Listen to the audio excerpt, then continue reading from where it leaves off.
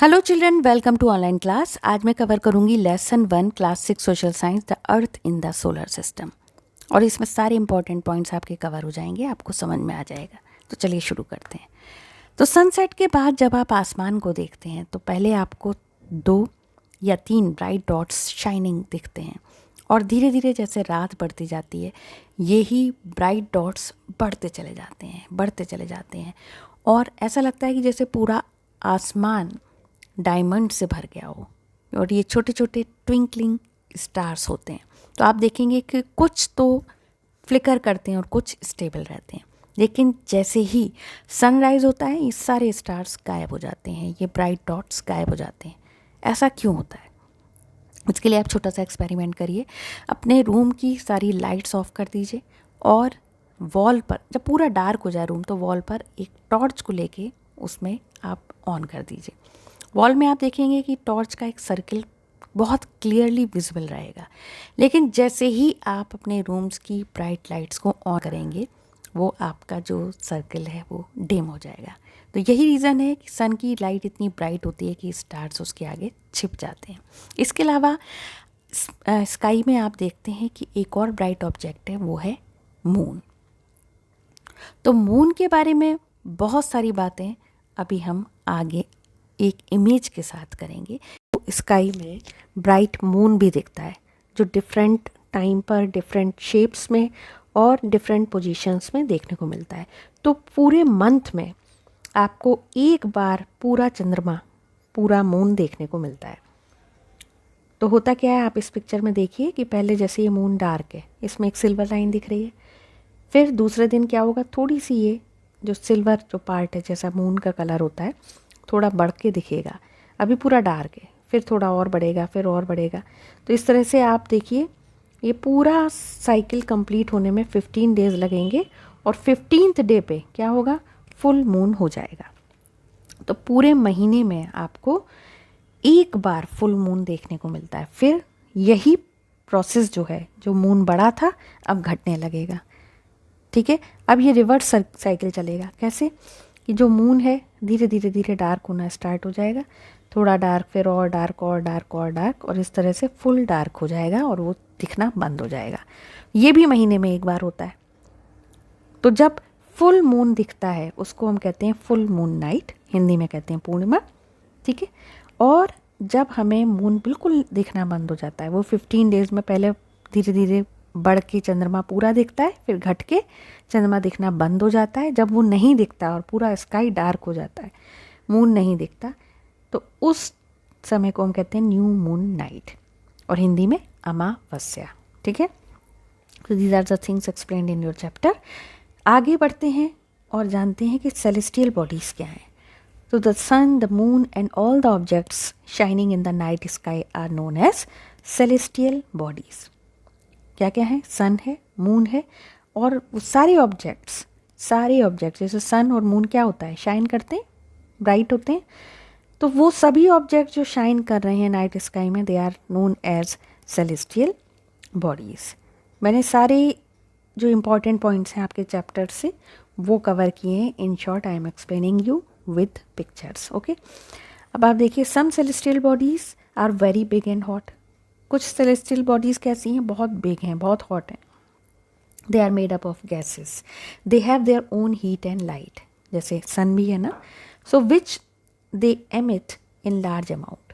तो जो हीट और लाइट है वो एमिट करती हैं, निकालती हैं बहुत बड़ी मात्रा में। These celestial bodies are called stars. तो ऐसी सेलेस्टियल बॉडीज़ जो बिग हैं, हॉट हैं, गैसेस से बनी हुई हैं, उनकी खुद की हीट और लाइट है, तो वो स्टार्स कहलाती हैं। तो जो द सन है, the sun is a star. ठीक है, सन क्या है, स्टार है।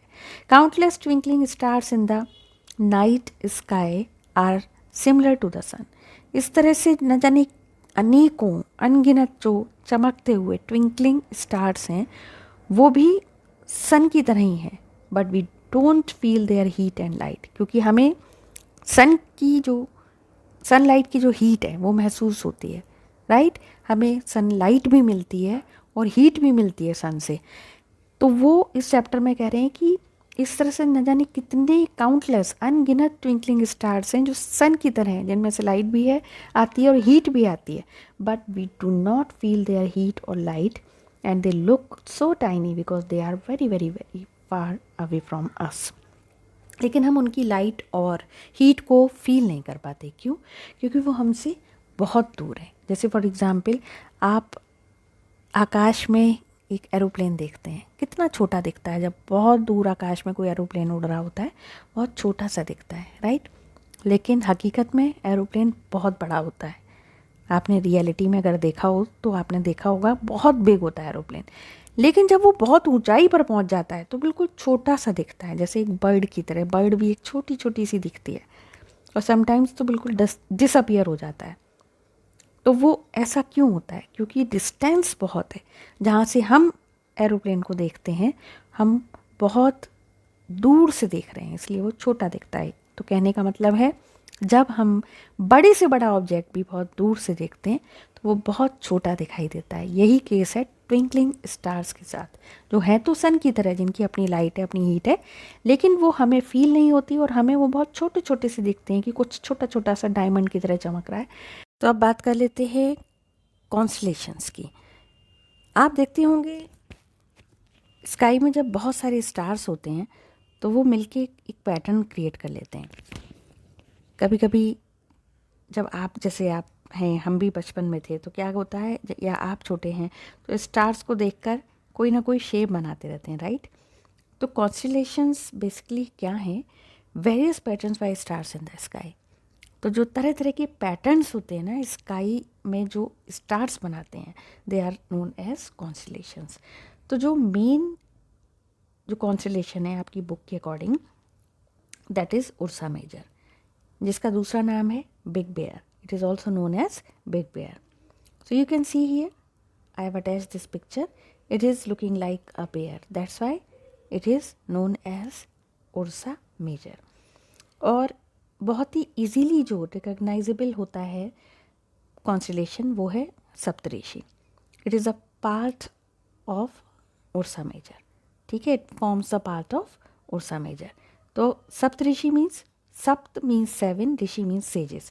तो ऐसा कहा जाता है हिंदुज़म में कि 7 ऋषि एक संग बैठे हुए तपस्या कर रहे हैं। तो it is quite visible, 1 2 3 4 5 6 7 stars all together. So this is about constellation.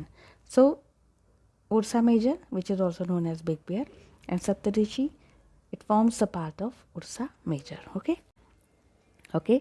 तो अब ये जो है इसमें सप्तऋषि के माध्यम से क्या होता है कि यहाँ पर जो 2 स्टार्स एक साथ अलाइंड हैं, एक इमेजिनरी लाइन ड्रॉ करिए और आप सीध में जब देखेंगे तो आपको मिलेगा पोल स्टार। तो जो पुराने समय में लोग क्या करते थे, they use to determine directions during the ancient time during the night with the help of stars. Night में उनको डायरेक्शन कैसे मिलती थी? इस पोल स्टार के माध्यम से, क्योंकि पोल स्टार हमेशा नॉर्थ में निकलता है। तो उनको पता लग जाता था कि ये नॉर्थ डायरेक्शन है and this star has a fixed position, it always remains in the same position in the sky. तो पोल स्टार की पोजिशन कभी चेंज नहीं होती, वहीं के वहीं फिक्स्ड रहता है। तो इसीलिए ये निश्चित है कि जहाँ पर ये निकला है वही नॉर्थ डायरेक्शन है। That's why it is known as North Star.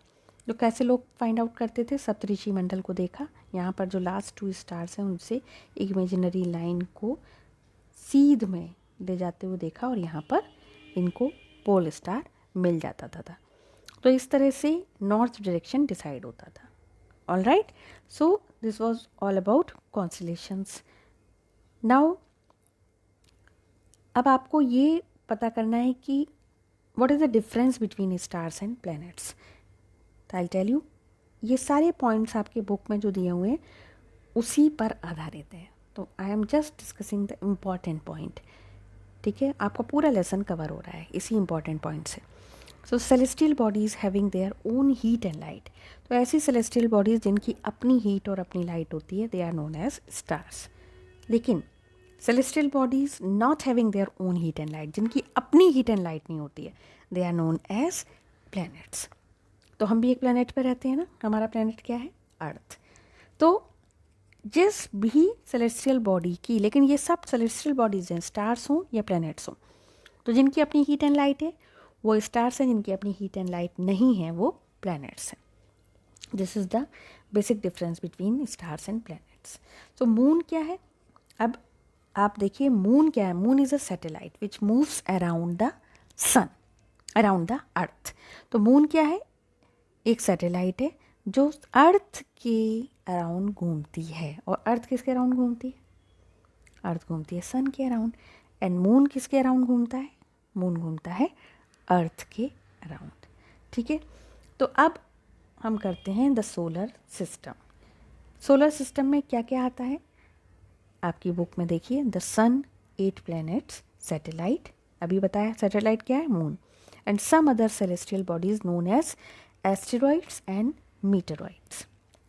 तो ये सारी चीज़ें मिला के बनता है सोलर सिस्टम। ओके, तो अब आप यहाँ पे जानिए किसके बारे में जानेंगे? सन के बारे में। ठीक है, sun, the sun is the ultimate source of light and heat.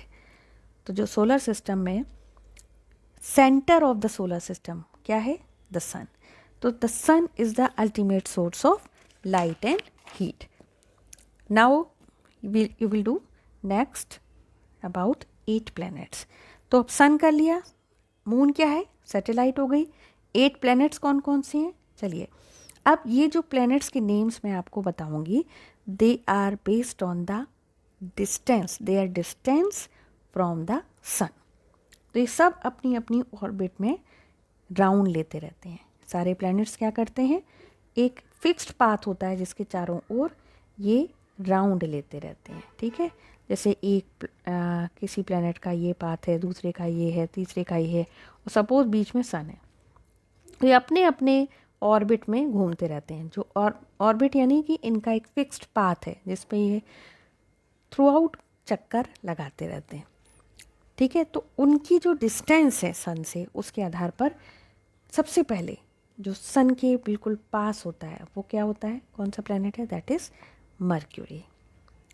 फिर सेकेंड नंबर पे आता है वीनस, थर्ड नंबर पे earth, then Mars which is known as red planet, और earth is known as blue planet, then Jupiter, फिर आता है Saturn, then Uranus, and then Neptune.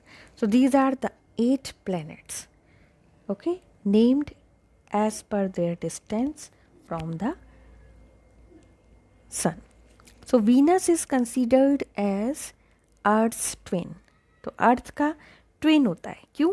Because its size and shape are very much similar to earth. तो Venus का जो size है, shape है, वो बहुत कुछ अर्थ की तरह होती है। तो 2006 तक एक और प्लेनेट था, अगर आपने पेरेंट्स से अपने सुना हो, दैट वाज प्लूटो। लेकिन क्या हुआ फिर?